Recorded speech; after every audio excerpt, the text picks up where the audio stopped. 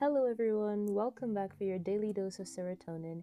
This is part 3 of Lost in Orbit, and this one's titled Clumsy.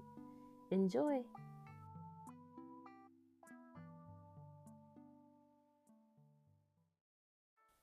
The warmth you felt earlier is gone, replaced by a deep shadow that swallows you whole. Then it wafts past you, that cool scent that hits like deja vu. Gentle red eyes scan over your features. They are wide, furrowed upwards with that same look. The one that wants to ask, "What did you get yourself into?"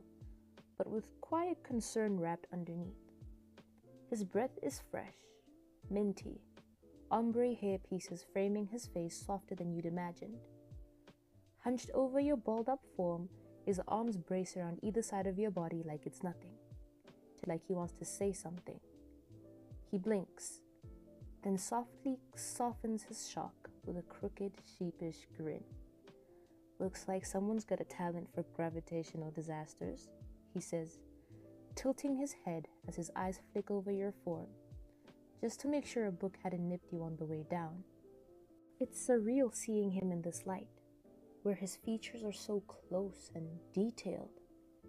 You've never been this close to him before, not during awards, not at the opening ceremony, not even when you'd Ishigami everyone talks about is sharp, untouchable, always orbiting his own intellectual plane. But here, he's right in front of you, real, grounded, human. Your fingers dig a little tighter into the old book you'd shielded with your life. I wasn't the one throwing encyclopedias from a ladder." Your voice comes out thinner than you'd like, words catching on your tongue.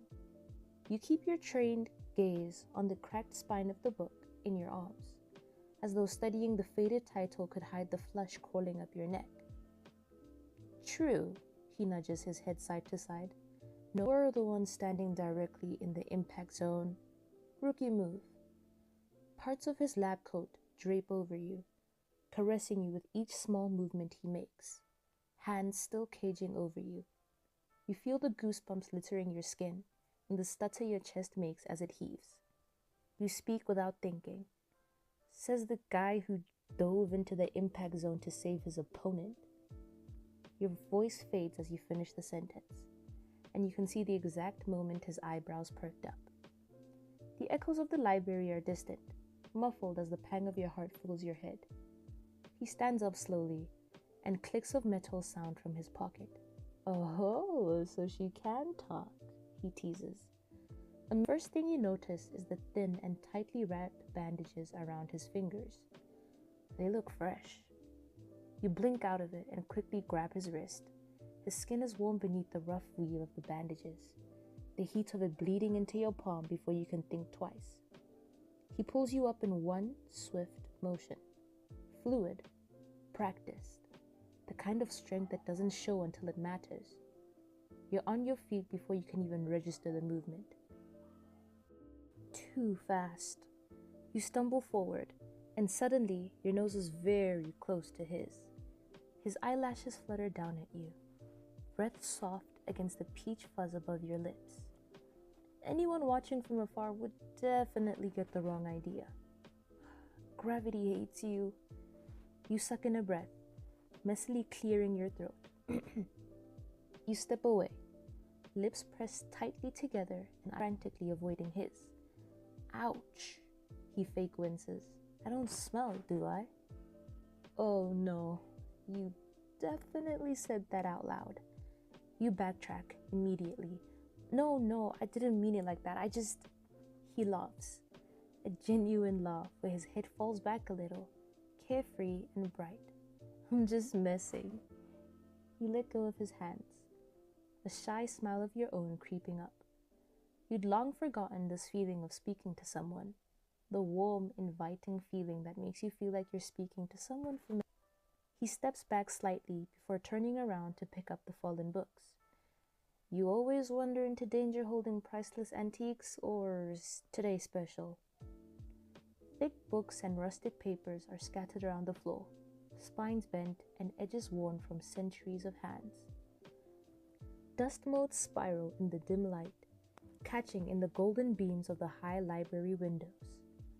The smell of aged parchment lingers, sharp and earthy, like history pressed between pages. You stumble back when you realize that some of those very important papers are being compressed by your lab boots. Heat rushes to your cheeks as you lift your foot away, brushing at the smudges like that would ease the crime. You scoff before bending down to pick them up. Only when I'm tired, lost, and hungry.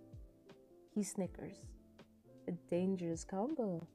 You might need a GPS and a babysitter. He is smooth. Does he not have to think about what he says before he says it?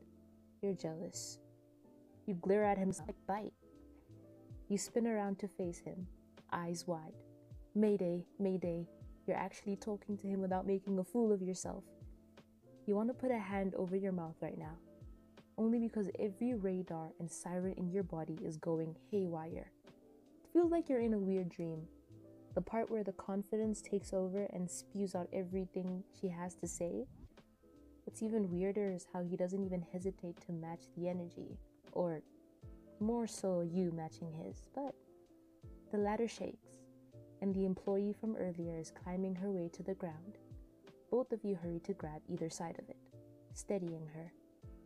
Once again, you're facing him and his lingering gaze. It seems the odds are not in your favor at all today. Noted, he huffs, box in arm and propped up against his lap. He looks up at you expectantly, but I've been bitten by worse. Once on her feet, she bows frantically to you both, her eyes glossy and voice trembling. You assure her it wasn't a problem, and mentally thank her for interrupting at the right time. You suck your bottom lip between your teeth, grunting as you place the material into the box. The newly added weight doesn't seem to faze him.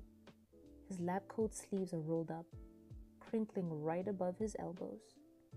You wonder when and how you were able to achieve this level of banter, one that has your heart racing just for the next response, but your mouth talking faster than you can process what you're saying. Veins trail subtly over his lean muscles, smooth with smudges of graphite dotting them, the kind of forearms that are shaped by long hours of precision. With forearms like that, you'd keep your sleeves rolled up too. Okay? Focus. You are not ogling at him. You clear your throat, embarrassed as you notice his egotistic eyebrows beaming right at you. The kind of quiet confidence that says, I know, without saying a single word. You don't know if you'd be able to handle another one of his comments, not when you're quite obviously checking him out. He strides past you, hand perched up against his nape with a subtle crinkle of his nose. He cranes his neck side to side and sighs softly.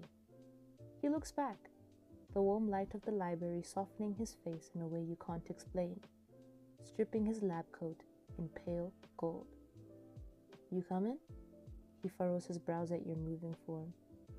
You blink, half convinced he can't possibly be talking to you, but no one else lingers in the aisle. It's only you, rooted to the spot while he waits like it's the most natural thing in the world.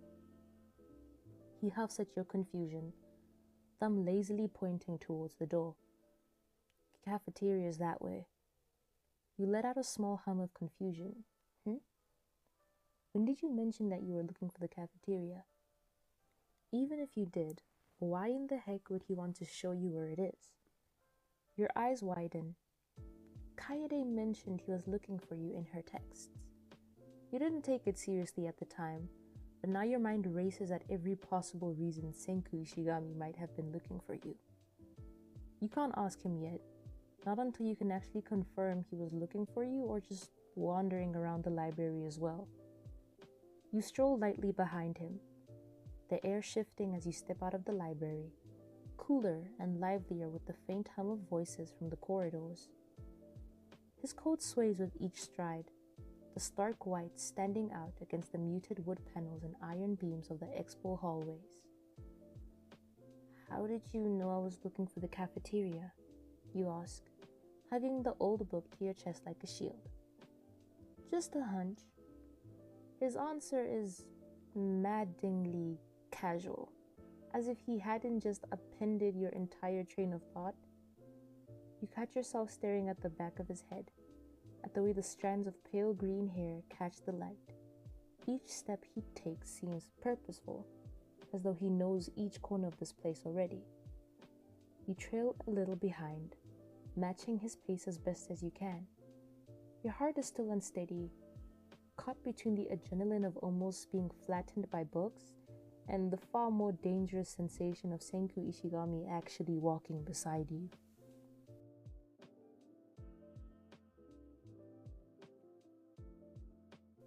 And that is the end of part 3, titled Clumsy.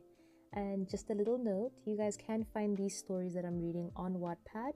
I do try my best to upload about every 3 to 4 days, but latest would be like 7 days. But it is on Wattpad, and I hope you guys are able to take the time, go read it, and maybe even vote and leave a little comment. And yeah, I hope you enjoyed, and I hope you are ready to hear more from me, because I am ready to give you more. Thank you and goodbye.